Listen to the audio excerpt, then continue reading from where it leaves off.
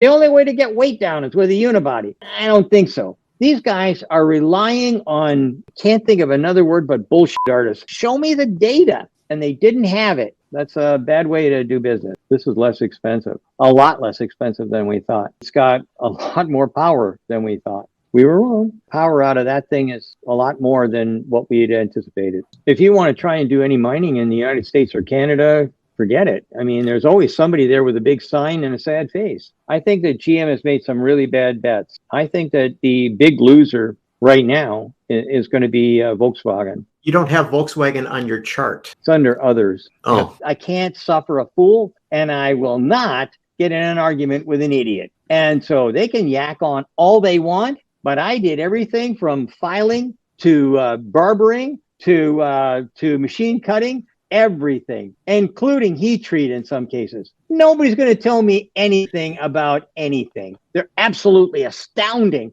I've seen everything. Those are works of art. Those are masterful engineering pieces. If you try and retrofit something to fit into an existing product, you're an idiot. You should be executed. That may be harsh, maybe too harsh. Are you a Tesla fanboy? I'm an EV fanboy, but the cars are available to anybody in the company. So I will tell you that one guy has a BMW i3, and everybody else has got Teslas, either a Y or a 3, or a Y or a 3 coming. Most of our people are interested in Teslas. And this is based on what we know, or we used to know about the battery pack. And that's a 2021. But now we're looking at the battery pack in detail. This is a 4680 battery, and the price, overestimated is the right word. This is coming out less expensive than what we thought. So that's what cheaper to make a jelly roll. This is the brand new one that we just took out of the Model Y that we have sitting in the back. Now we took a guess at it for that chart, but that's not the detailed analysis yet. And this is less expensive, a lot less expensive than we thought. It's got a lot more power than we thought. When Tesla releases some of this stuff on energy or battery size and battery, it's nice that they put that out, but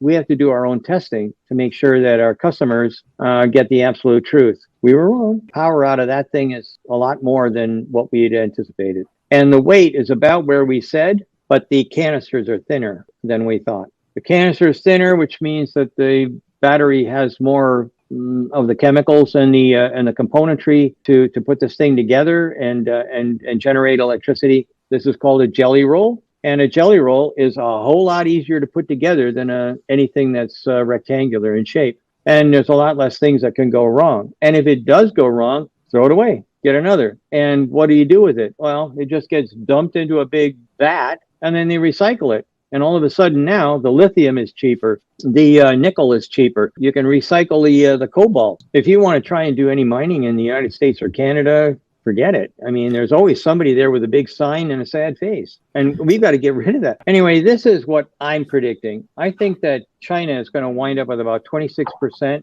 I think Tesla is going to still have the majority at 20%. I think that Ford, because they're so far ahead of the pack, they're going to get about 8%. Toyota will wind up with about 8%. I think that GM has made some really bad bets. I gotta believe the latest GM stuff is miles ahead of the bull. Well, I haven't seen any of it. They won't give us a car. We've begged and stuff. I think that the big loser right now is going to be Volkswagen. You don't have Volkswagen on your chart. It's under others. Oh. I changed that chart to others because there was a little skinny strip in there for VW. But when they fired Dietz and put the guy Porsche in charge, Oliver Bloom. Yeah, I don't know Oliver Bloom, but I thought Dietz would carry the day. I didn't. If I would have been asked in 2020 or 2019, who's going to win, I would have said it'd been Volkswagen. Volkswagen has everything they need, and instead, all he did was internal arguing at the top of the house. And you don't understand how smart we are, and these kinds of things. So with Dietz gone, I just put it into others and called it a day. That light green area is where there's consumer demand, but there's no product. I think that light green area is going to be filled up by China. You can't stop the flood. John, you're a big fan of the strategy that General Motors is taking in terms of electrification. I am. And so you look at Sandy's chart and you see that General Motors is below Ford and equal with Nissan and Honda, which basically are not doing so well in this space. So what do you make of that? Well, yeah, I see it differently. I'm very bullish on GM strategy. I believe it's 3 years certainly ahead of all the other legacy automakers. I believe by 2026, GM in this country will be second only to Tesla in terms of electric. I believe it's going to be ahead of Ford at that point. When I look at the manufacturing capacity that's going into place right now, not in 2025 where everybody else is going to be, GM, in my opinion, is so far ahead of all the other legacy automakers, and it's running under the radar right now. Everybody's making fun. They only sold 24 Bolts last year or whatever it is. Just look at the manufacturing capacity for vehicles and for batteries, and it's going to be very apparent by the end of next year and by the end of 2026, I believe,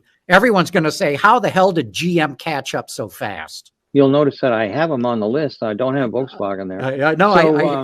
I share the same concern that you do with Volkswagen, but I'd also throw Toyota in with VW. I think they've dragged their heels on electric. There's no question about that. They did not predict the market. What are we looking at here? 15 years ago, a Canadian company came in and said, we can build a skateboard, okay, frame.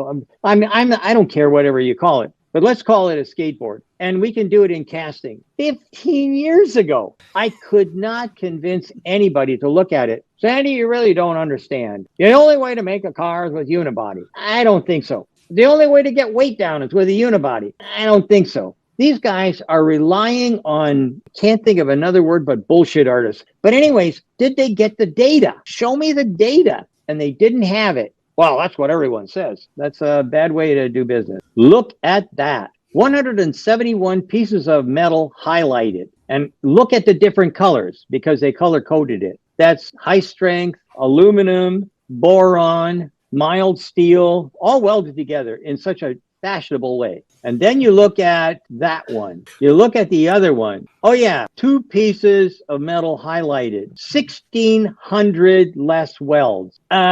Say, does that look like a casting or what? And when you start looking at how much they've reduced the footprint for the body shop, think about this. Every one of those stampings, every one of them is going to have a slitter and an uncoiler. Every one of them is going to have at least 2 stamping dies. Some of them will have probably 4, and in some of those deep draw things, maybe 5 or 6. Every one of those transfer areas is either going to have a limit or a transfer bar that's in it, but a lot of times you can't use it. So that means I've got to have a robot there. You don't put people in harm's way anymore. Then you've got to have Pillsbury. Then you've got to have people maintaining all those dies. Then you've got to have people that are in the pits cleaning those things out. Then you got to take care of swarf or awful. The guys, I don't want to have too many people calling you up, telling me, saying that Sandy's full of shit. On and on and on and on. All these things happen when you've got stampings. How do I know? Well, after I got done picking tomatoes,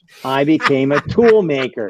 And guess what? I've had engineers telling me about how they make dies and molds. And I sit there and I nod my head because I can't suffer a fool, and I will not get in an argument with an idiot. And so they can yak on all they want, but I did everything from filing to barbering to machine cutting, everything, including heat treat in some cases. Nobody's going to tell me anything about anything. And I know how much work there is in this. And I went to Italy about a month or 2 ago. And I went down and I look at the Hydra factory, and I went in and I saw those molding, those die casting machines. They're absolutely astounding. I've seen everything. Those are works of art. Those are masterful engineering pieces. I'm telling you what, Tesla is showing the way. And by the way, see that big hole where the floor pan used to be? That's where the battery pack and the seats come up inside. Carpeting and console. Carpeting and console along with the seat. It's brilliant. Where do you think Tesla might go next?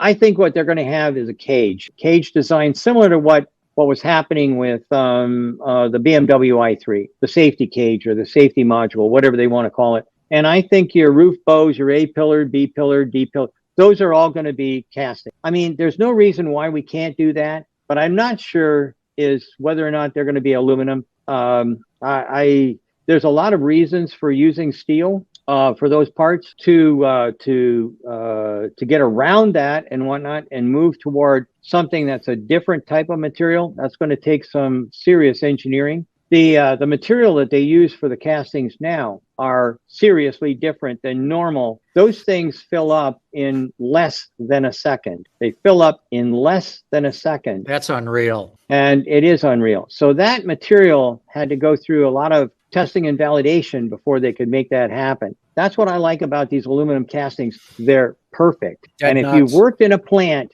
perfection is really tough. And when you see a bunch of welded parts, I know what it's going to be like. I worked as a tool maker. I worked for the guys that did the welding of these things together. I worked on the stamping of bits and pieces and how hard it is to keep these things in a uniform way. And every time you figured out how it's supposed to be done, what happens? Purchasing finds a cheaper supplier. If you want to know why a body shop can never make any money, it's because a purchasing agent got a high achievement award for finding a new supplier with a new steel that no one's ever seen before. And now you've got to tune every one of those dies into this new material. Is this supporting of John's argument that you really need a purpose-built platform for an electric vehicle? I'm a big fan of bespoke. So I applauded Ford with the Mach-E, the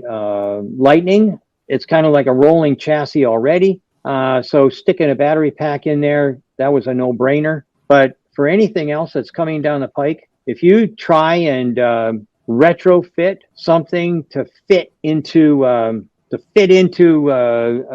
existing product, you're an idiot. You should be executed. That may be harsh, maybe too harsh. Yeah, Maybe they could just lose their job. I don't know. Execution sounds all right in my book. All right, fine, good. Then we'll leave it with execution. Yeah, there you go. Are you a Tesla fanboy? I'm an EV fanboy. When they come in, I look at them with fresh eyes every time. I own a Rivian. The company owns a Model 3, and the company owns a Lightning. But the cars are available to anybody in the company. So I will tell you that